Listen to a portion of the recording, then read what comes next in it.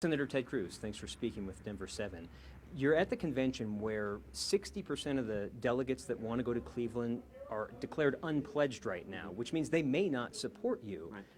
Even though you're getting the majority of the delegates from Colorado, how do you guarantee that the support of Colorado is behind you?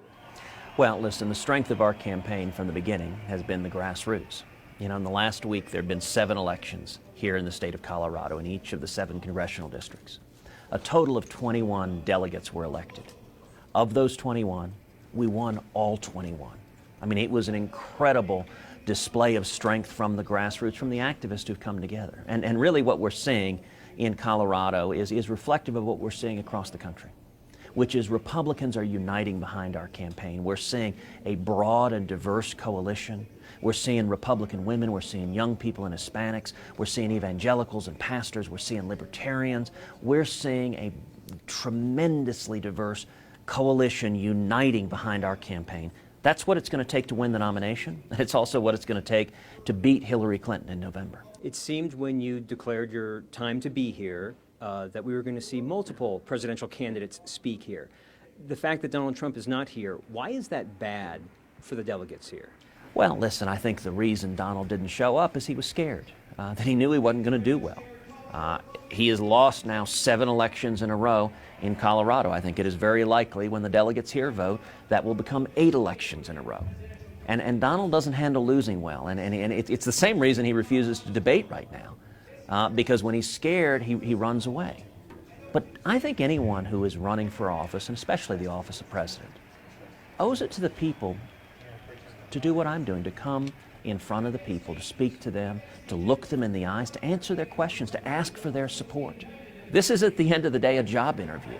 And I am asking for the job of fighting for you, fighting for 330 million Americans each and every day. And I think a candidate who isn't willing to stand before the people and answer hard questions, that's a real reason to be concerned about what kind of president they'd be. Behind you it says Cruz, jobs, freedom, security. Legalized marijuana has created a lot of jobs in Colorado. We could talk about how it's a free system because of that. And security is a concern because the governor has called for a federal banking system to make it not just a cash system. So first, the legalized marijuana in Colorado. Does that fit the 3 criteria that are on the sign behind you? Listen, it certainly can. I'm a constitutionalist. I've spent most of my adult life fighting to defend the Constitution and the Bill of Rights. And under the Constitution, under the 10th Amendment, most policy decisions are left for the states. When it comes to drug legalization, personally, I would vote against marijuana legalization. If the state of Texas had a referendum on it, I would vote no. But I think it is the prerogative of the states to make that determination. I think the people of Colorado have the right to make the decision that they've made under the Constitution. And as president, I would respect that right, that the people of Colorado have made a decision. Other states may make different decisions. And let me note, that's one of the biggest differences between liberals and conservatives. Liberals, big government liberals like Barack Obama and Hillary Clinton, want Washington to decide a one-size-fits-all answer for every American. They try to force it on you, whether it's marijuana policy or whether it's health care, Obamacare, one-size-fits-all for everyone, or whether it's education, Common Core. As president, I will repeal every word of Obamacare. I'll leave those decisions for the states instead and empower patients.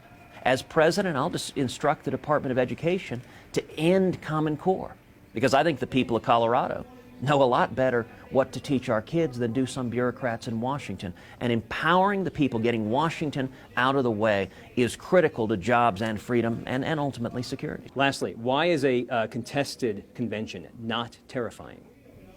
Well, whether it's terrifying or not, it is looking more and more likely every day. If we go to a contested convention, we've seen these before. In 1976, we had a contested convention between Ford and Reagan. If that happens, if we go to a contested convention, it means nobody gets 1,237 delegates.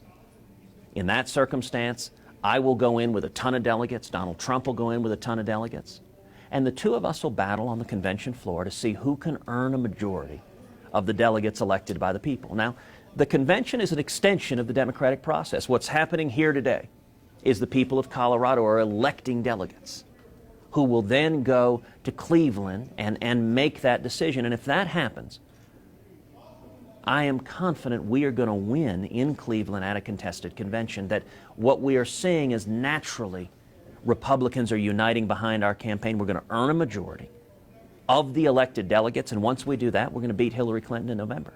I think I've stalled enough for you to go give your speech now, Senator Ted Cruz. Thank you.